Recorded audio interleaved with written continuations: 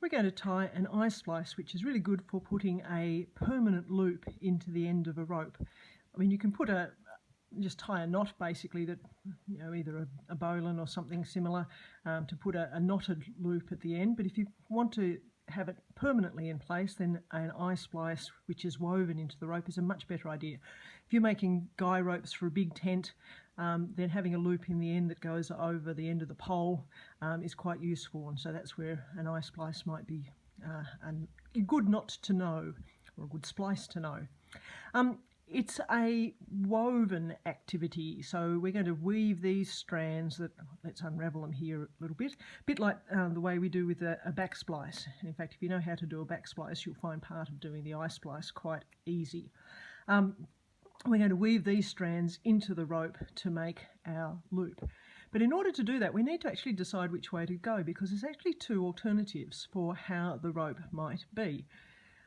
You'll notice if I've got the loop turning this way around, and you'll have to look at your own rope. Just because I've got it oriented this way doesn't mean that if you orient yours this way, the rope's going to be exactly the same.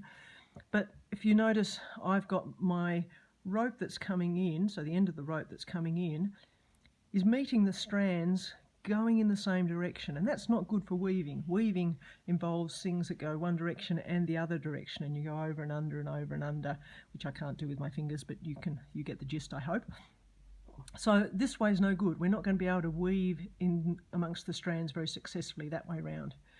But if I turn my loop the other way, you'll notice that now the unravelled bit is meeting the running end of the rope. So this is the end is going in this direction, out this way, and the strands underneath that it's going to weave with are going sort of in the opposite direction. So they are actually meeting sort of at right angles, so we're going to be able to weave. So we need to unravel this rope, probably a bit more than I have done here. How long do you have to unravel it, I hear you ask? Well, it depends on how thick your rope is. So I'm going to do it probably about 10 to 12 centimetres here. There we go, actually probably a bit more than 10 to 12 centimetres, but that will do. And then you just decide how big you want to make your loop. So the end of the unravelling is where the loop is going to meet the main part of the rope here. And what we're going to do is to unravel, or untwist at least, the main part of the rope as we work in order to weave things in. So how do we go about doing that? Well, that's a good question. We've got these three strands. Let's grab the middle one first. This is the easy bit, because it doesn't matter which strand you unravel here, and you just thread this unravelled end under one of the strands of your rope, and it doesn't matter which one you do.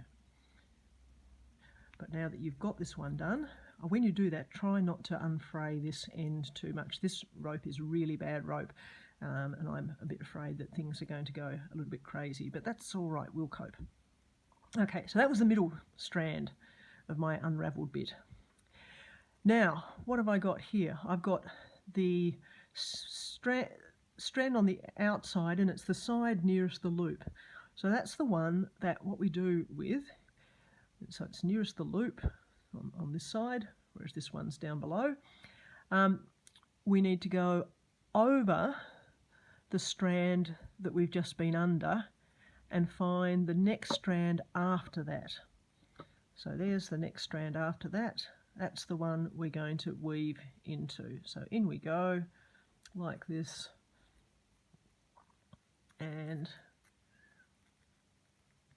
there we go. So we've got our first one's under one strand, that was the middle one, and our one on the right, because of the way I did mine, but the one on the upper side towards the loop goes over the one I first went under and goes under the next one.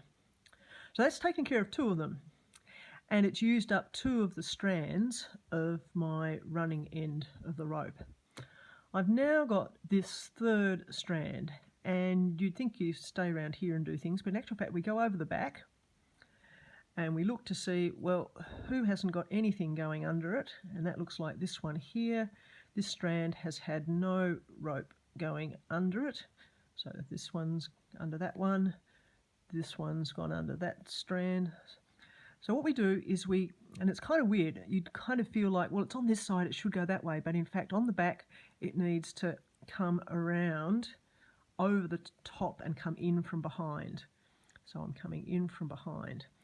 And the reason it needs to do that is so that in actual fact it ends up pointing sort of in the same direction as all the others. And when you've done that, this is the tricky bit. The bit we've just done is the tricky bit.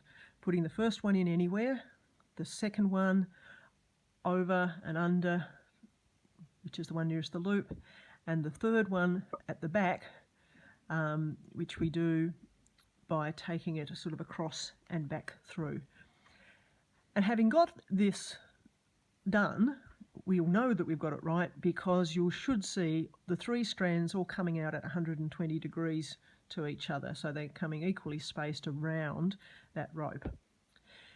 And what we do now is the easy but tedious bit. The easy bit. Actually, I find it quite satisfying to do this. We're going to do exactly what we do with a back splice. So if you've done back splices before, you should find this easy. We've got 3 ropes, 3 strands.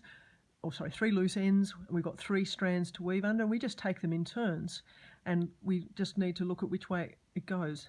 And because everything's all at the same level, it doesn't matter which one we start with, as long as we do all 3 before starting our next level. So I'm going to grab this one, completely arbitrary choice.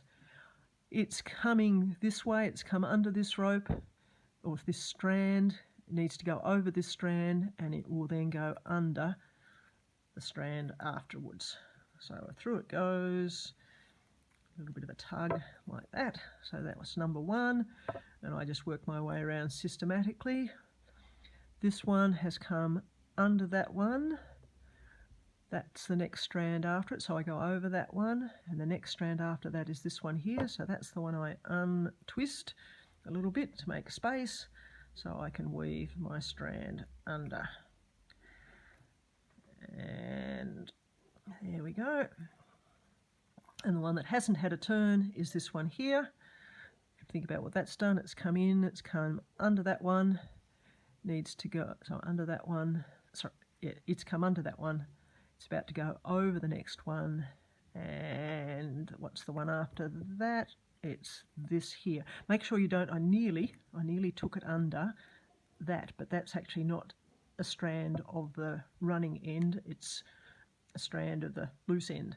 So I need to find a strand of the running end of the rope that hasn't been under yet. That's this one here. Under I go. Hope all of this is making sense and is visible to you. So that's lap number 1.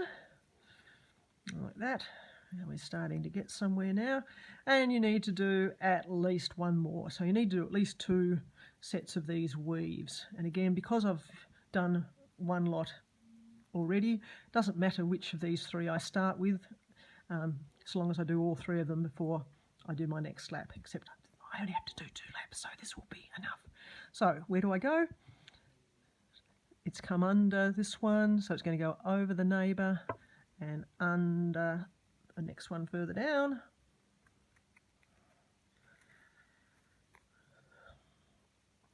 This one is coming under here, needs to go over the neighbour, and this one's the next one further down.